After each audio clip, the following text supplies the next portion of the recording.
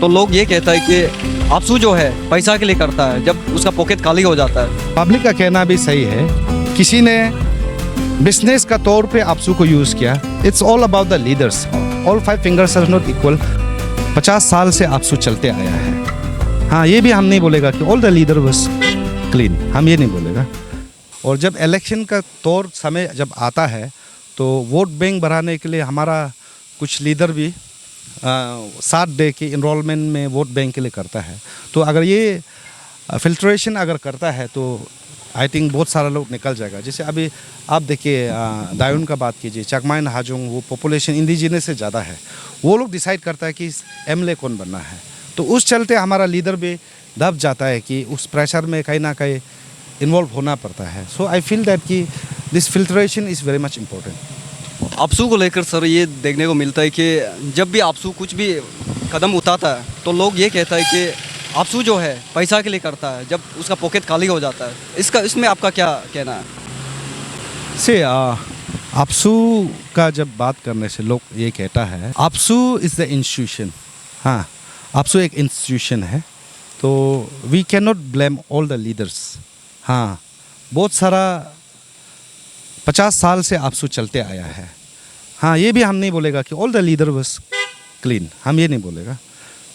Public का कहना भी सही है कि कुछ लोग 50 साल में, देखो सी 5 फिंगर्स आर नॉट इक्वल। उसी तरह 50 साल में कोई आया कोई गया, तो उसमें कोई जो है स्टेट का इशू का हित में बात किया, किसी ने बिजनेस का तौर पे आपसू को यूज़ किया। It's all about the leaders, all 5 fingers are not equal. So we can not blame APSU. APSU is the only institution. We can, if really someone want to blame, तो पर्टिकुलर जो लीडर्स है, कौन सा लीडर कैसे है, उसका finger point नाम लेके उसको ब्लेम करना है। क्योंकि आपसू तो एक इंस्टीट्यूशन है जो हमारा, आपसू का जब बात करने से it's the voice of the indigenous people of Arunachal Pradesh. But उस वॉइस करने के लिए 3 इयर्स का समय होता है। उस 3 इयर्स में, 3 इयर्स का बाद में, 3 इयर्स के लिए केयर टेकर में प्रेसिडेंट होता है, सेक्रेटरी होता है, जितना भी एग्जीक्यूटिव मेंबर्स होता है। आफ्टर 3 इयर्स फिर इलेक्शन होता है। तो उस चलते वहाँ में टीम में कोई टीम में अच्छा वाला रहता है, कोई टीम में खराब वाला रहता है। तो उसका कारण से लोग आपसू को बोलते हैं।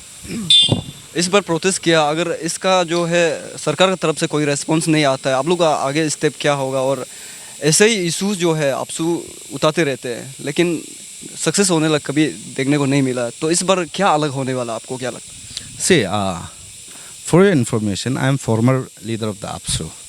तो एग्जैक्टली क्या स्टेप लेगा वो तो हम नहीं बोल पाएगा, लेकिन as per the statement of the president AAPSU और टीम का हिसाब से ये क्लियर कट कहा गया है कि सॉल्यूशन जैसे भी होगा, देयर शुड बी कंक्लूजन। वो बोला तो हम लोग को भी उस हिसाब से इनविटेशन दिया, साथ दो। तो उस हिसाब से, ऐसे फॉर्मर हिसाब से मैं यहाँ आके साथ दिया। तो आने वाला में सॉल्यूशन क्या होगा हम लोग भी वेट करेगा। आप जिस तरह वेट कर रहे हैं मैं भी वेट करूँगा कि सॉल्यूशन किस तरह होगा, क्योंकि हमारा जो प्रेसिडेंट ने क्लियर कट बोला है कि ये बार जैसे भी सॉल्यूशन लाएगा, will wait for the solution. Hope करता है कि अच्छा सॉल्यूशन आएगा। आपका कहने का मतलब जो है in context of the issue Chakma नाजो से, तो मैं तो वो कहना चाहूँगा कि जब हम लोग का समय में स्टेट गवर्नमेंट, सीएम साहब पेमा खांडू जी, किरण रिजिजू सर ने क्लियर कट एश्योरेंस दिया। हाँ, और अमित शाह जी ने एश्योरेंस दिया है कि यहाँ से डिपोर्टेशन के लिए। तो उस एश्योरेंस का चलते हम लोग का 3 ईयर ख़त्म हुआ। तो ये जो नया टीम है, तो ये नया टीम उसको टेकअप कर रहा है।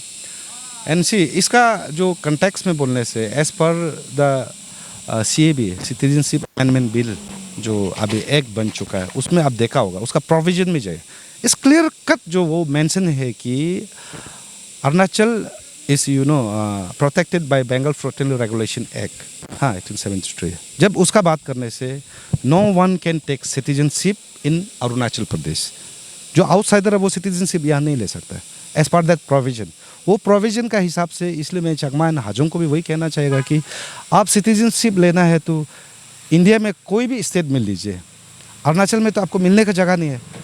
आप यहाँ जिद रहेगा तो आपसू का भी जिद रहेगा कि आपको लेने तो नहीं देगा।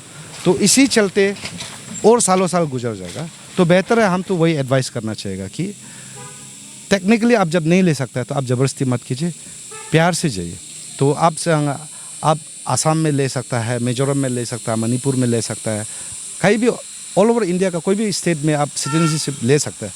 बट अरुणाचल का as per the constitution of India जैसे CAB में पास हुआ है उस हिसाब से तो आप नहीं ले सकते। बट सर अगर कहा जाए कि इंडिजिनियस राइट्स है ये, तो ये मैक्सिमम तो नॉर्थ ईस्ट का तो ज़्यादातर इंडिजिनियस ही पीपल है, तो ये सिर्फ आप अरुणाचल के लिए क्यों कह सकते, मतलब कहना चाह रहे हैं आप?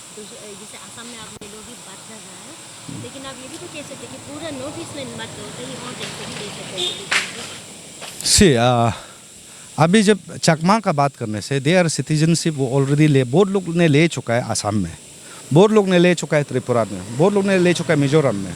वहाँ में बहुत लोग जो है वहाँ का स्टेट सिविल सर्विस में क्रैक करके वहाँ ऑफिसर बना हुआ है, CO बैठा है, DC बना हुआ है, कुछ लोग MLA भी बन चुका है, मंत्री में भी है। तो व्हाट आई मीन टू से अरुणाचल में वो प्रोविज़न नहीं है वो लोग ले सकने के लिए, अभी CAB का हिसाब से तो और भी नहीं है। तो वो लोग का जो ले सकता है बोलने से वो आउटसाइड ऑफ द स्टेट ले सकता है। इसलिए मेरा जो सुझाव है कि आप लोग को हम लोग इतना साल मेहमान का तौर पे रखा, तो आप लोग को अभी रिक्वेस्ट है कि जब आप मौका मिल रहा है तो आप जाइए।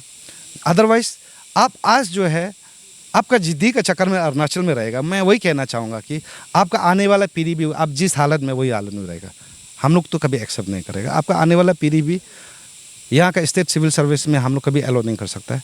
हाँ, यहाँ का पंचायती राज बोलो, हाँ यहाँ का असेंबली में बोलो, कोई भी स्टेट का SSB में बोलो, कहीं में भी इनरोलमेंट दिखाई देगा, वो तो हम लोग अलो नहीं करेगा। तो इसलिए बेहतर है अपना फ्यूचर्स के लिए सोच के, अपना पोता पोती के लिए, बेटा बेटी के लिए सोच के बाहर में सिटीजनशिप लेना। ये मेरा